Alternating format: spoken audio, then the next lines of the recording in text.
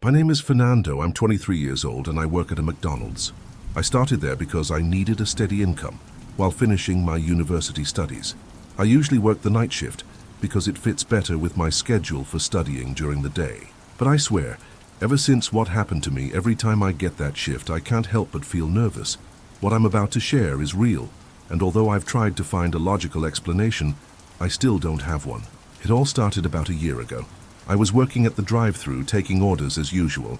The nights are usually slower, so I try to stay in a good mood and make the experience as pleasant as I can for the few customers who come by.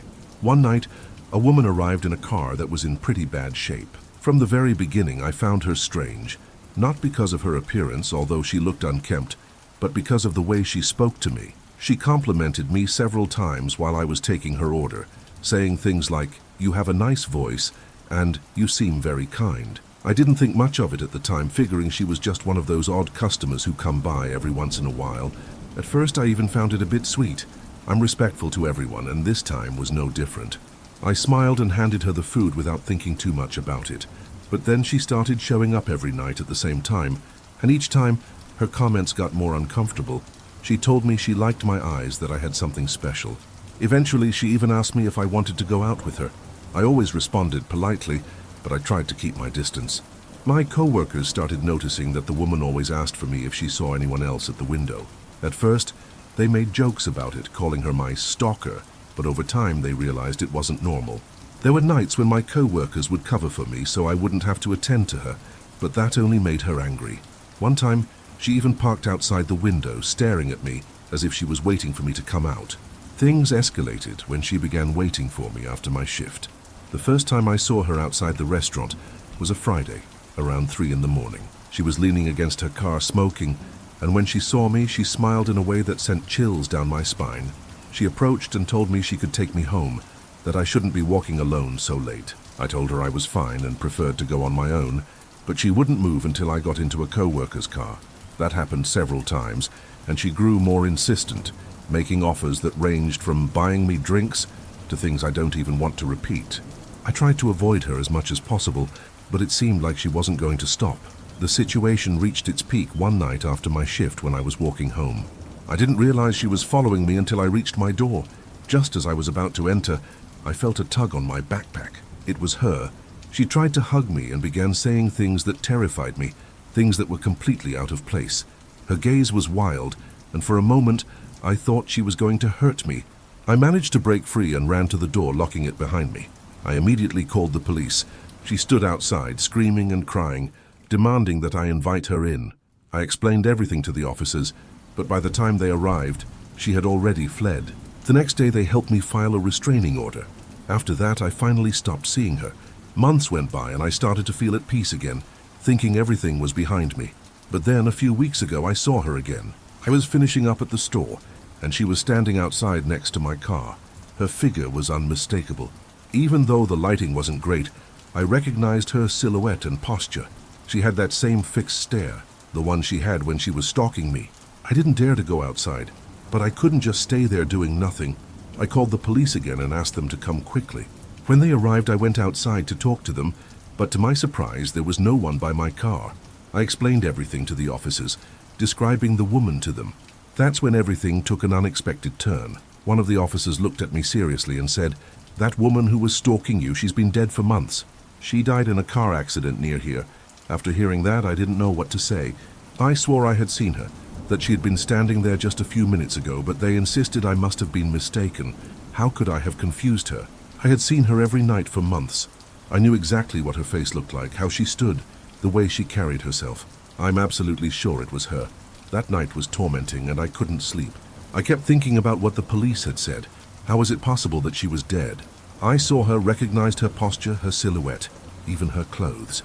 It felt as real as seeing any living person, but at the same time, how could I explain that she vanished in a matter of seconds? I started to question everything. Why was she still showing up after all this time? Was there something she wanted to tell me, or was it just a way to scare me? What haunts me the most is that, even though I know she was dead, the fear I felt was the same as when she was alive. It's as if she never really left, as if her obsession didn't end with her death. I've begun to wonder if some things, strong emotions, unresolved intentions, don't fade away even after we're gone. If that's true, then I don't know if I was just another victim of something she couldn't let go of while she was alive, or if it was just a horrible coincidence. After hearing Fernando's experience, I ask you, the one listening to me, do you believe that people can leave something so strong behind that their presence lingers even after death? Or do you think that sometimes our own experiences make us see things that aren't really there just because of suggestion?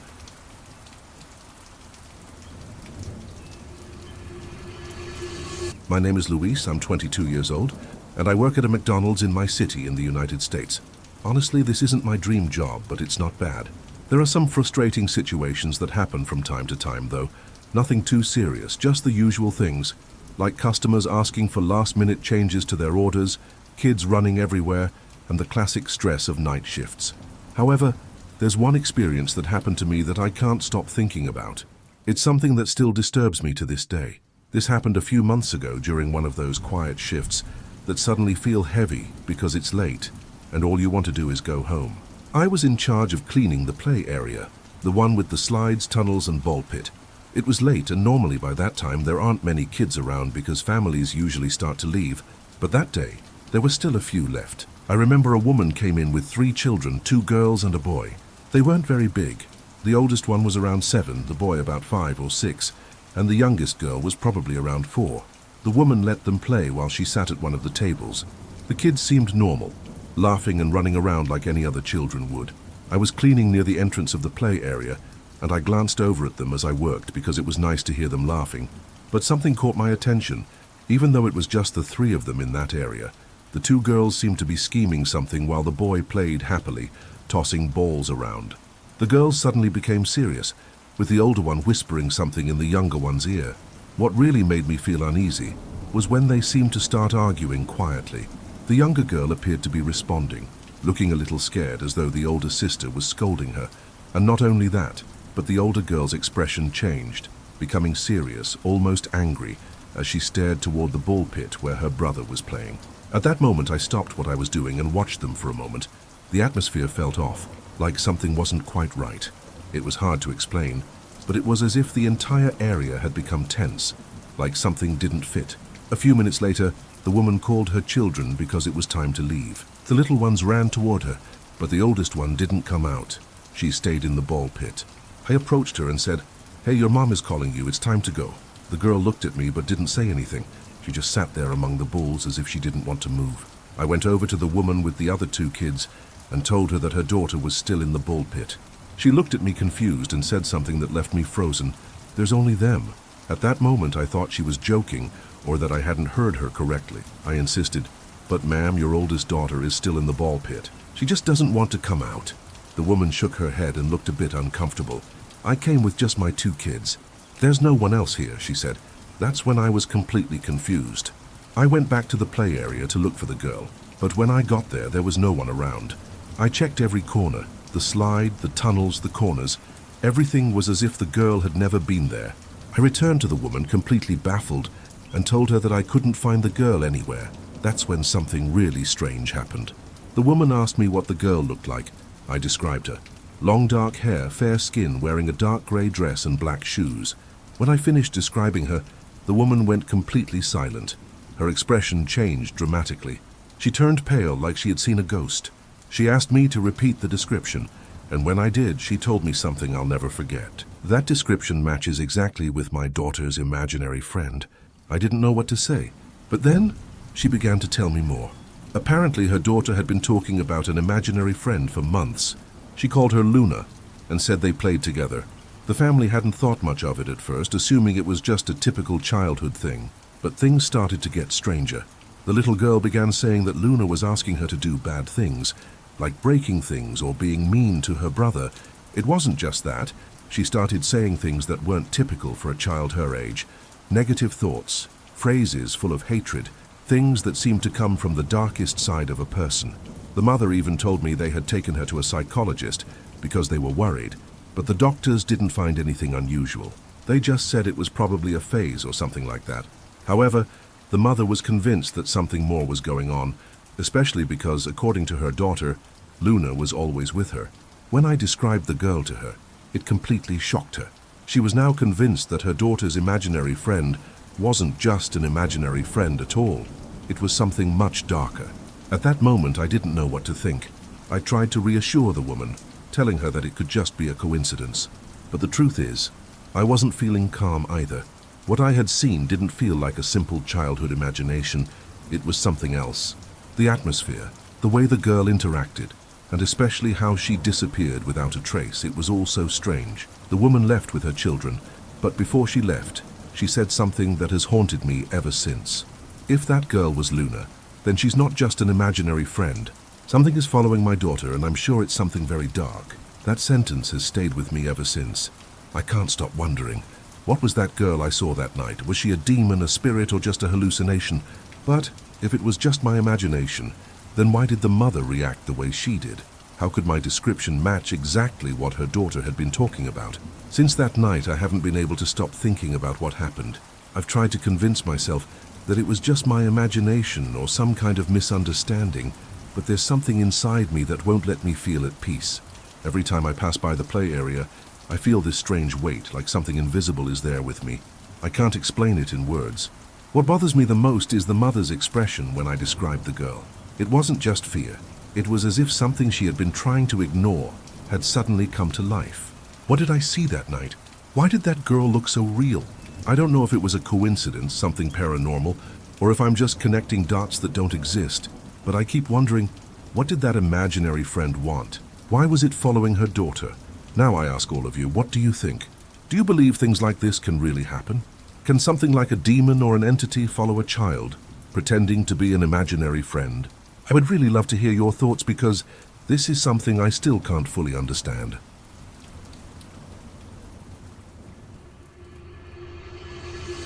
My name is Daniel. I'm 22 years old and I work at a McDonald's in Los Angeles to pay for my engineering studies. It's a job like any other, but sometimes the night shift can be tough, not just because it's exhausting, but because of the atmosphere. The early morning hours feel like a different world. The streets are empty, the customers are different, and everything just feels off. Nothing unusual had ever happened to me until that night. I still remember every detail as if it were yesterday. That night I was scheduled to work with Marco, who was about my age, and Don Hector, the manager. We all got along well, so I thought it would be a normal shift. At first everything was routine. We had a couple of customers coming in from bars, and some families who came for the famous midnight burger. By the time everything was clean, the area was organized, and we were ready to close at 2 a.m. We were just waiting for the last customers to leave. It was around 1 a.m. when a man walked in. As soon as I saw him, something about him made me uneasy. He was probably in his 50s, dressed carelessly in a wrinkled jacket and carrying an old suitcase. He walked slowly, glancing around as if he was analyzing everything. He came up to the counter and ordered a burger. So far, so good. But then he started asking strange questions. What time do you close? How many employees are here? Do you have cameras? I answered him politely, but with every question I became more nervous. Marco, who was behind the counter preparing the order, also noticed something was off. The man took his food and sat in the back near the window.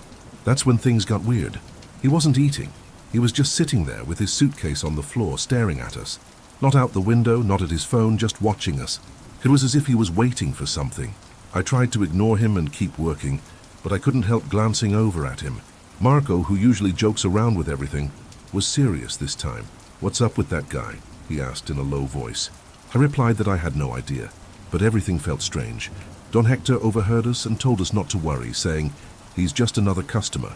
But deep down, I knew it wasn't that simple. Almost an hour went by, and the man stayed there motionless. By that point, we had already cleaned the kitchen and were finishing up the dining area. Marco and I started joking around to lighten the mood, but then the man stood up and walked toward the counter.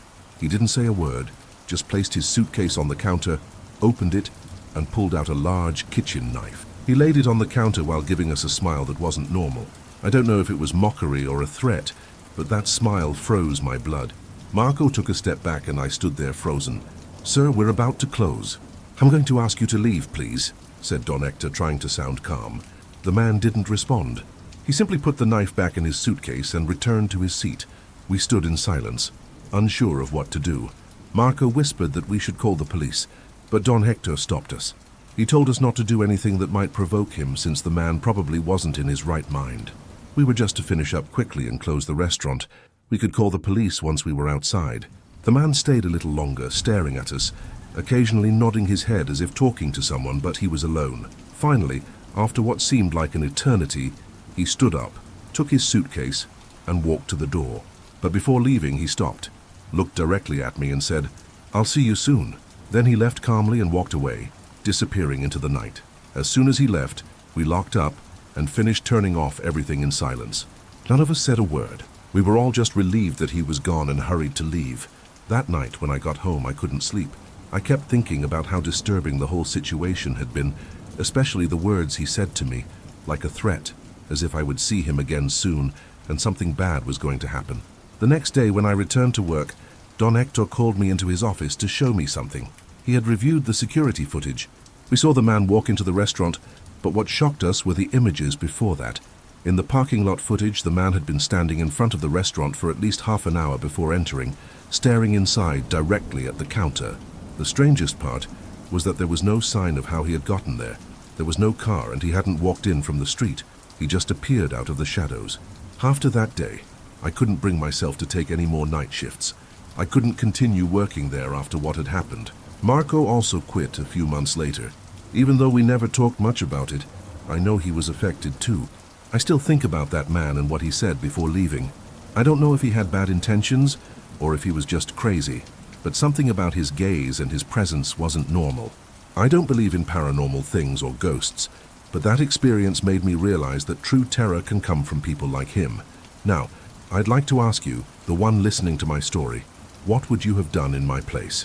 Would you have confronted that man, or would you have acted differently? Let me know your thoughts in the comments, because to this day, I keep wondering if I made the right decisions, as I never got closure on that incident.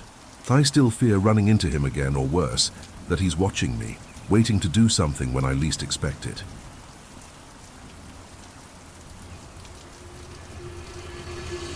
My name is Mariana. I'm 24 years old, and I've been working at McDonald's for a while now, about 3 years.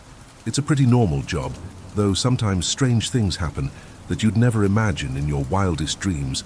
Today, I want to share something that happened at the restaurant where I work, an experience that left me thinking a lot, and even now, just recalling it sends chills down my spine. It was a night like any other, one of those nights when the line of customers seems endless, full of movement, full of stress, but nothing out of the ordinary. I was in the kitchen preparing orders when suddenly I heard shouting from the front registers. I peeked out to see what was going on, and that's when I saw her. This tall, thin woman with a look that I can't quite explain, but it was unsettling from the first moment. She was wearing a black dress, looking very disheveled, and had an expression as if she was genuinely angry at the world. She marched straight to the counter, pushing through a couple of customers already in line, and began demanding her order as if we had done something wrong. Immediately, she started rushing us, banging on the counter with a shrill voice that echoed throughout the place. Carla, one of my co-workers who had been there longer than I had, was the one at the register. She had always had a strong personality and wasn't easily intimidated. Carla calmly but firmly told the woman, "You need to wait your turn. There are people in line before you." The woman didn't say anything but shot her a look that I'll never forget. It was a look full of pure hatred, like she wanted to hurt Carla. In that instant, I felt a chill run through my whole body, and I'm sure I wasn't the only one because the other co-workers exchanged worried glances. Before anyone could react, the woman suddenly lunged at Carla. Out of nowhere, she grabbed her by the hair and yanked it so hard that a chunk came out, nearly slamming Carla's head onto the counter. Carla screamed in pain and tried to fight her off, but it all happened so fast that no one could do much. The woman, still holding the chunk of hair, ran out of the restaurant like it was nothing. It was so surreal, it felt like something out of a movie. One of the customers tried to chase her but couldn't catch up. She just disappeared into the night. Carla was in shock. She stood there, touching her head and staring at the hair that had been ripped out. Obviously, we called the police, but by the time they arrived, there wasn't much they could do. They reviewed the security footage, but it didn't show much other than the woman rushing out. It looked like just another incident involving a crazy, aggressive person, but what happened next left all of us speechless. Soon after, Carla started getting sick. At first, it was small things, frequent colds and headaches that wouldn't go away. Then she started losing weight at an alarming rate. It was strange because Carla had always been healthy. She exercised and ate well. The doctors couldn't find anything wrong, but she just kept getting worse. At work, we joked that maybe it was stress, as that encounter with the woman had clearly shaken her. But things took a darker turn a few weeks later. One night, Carla left work and drove home as usual. The next day, we found out she had been in a car accident. She lost control of the vehicle and crashed into a pole. What was strange was that the doctors said it wasn't the crash that killed her. Apparently, she had suffered a heart attack while driving. Her heart just stopped out of nowhere. Carla was only 27 years old and had never had any health issues. That's when we started connecting the dots. We remembered the woman, the hair, and that look of pure malice. One of my co-workers, who is very into witchcraft, said she probably put some kind of curse on Carla or something like that. I don't know much about those things, but honestly, everything that happened was so strange that it made me question what I had seen. Since then, I've been afraid to think about that woman. I don't know if it was a coincidence or something more sinister, but that whole situation has left all of us who were there that night feeling haunted. What do you think? Do you believe it's possible that the woman really did something to Carla? Or was it just a series of unfortunate events? It's hard for me to believe, but after everything I witnessed, I'm not so sure anymore. I'd really love to hear your thoughts, especially if you've experienced something similar or know someone who has. Please leave your comments, because this is something that still lingers in my mind. And those were today's stories. Did you like any of them? Comment on which one you liked and tell us if you've ever experienced something like this in your life. Don't forget to like, and I hope to see you in the next video, if you have the courage to watch more stories.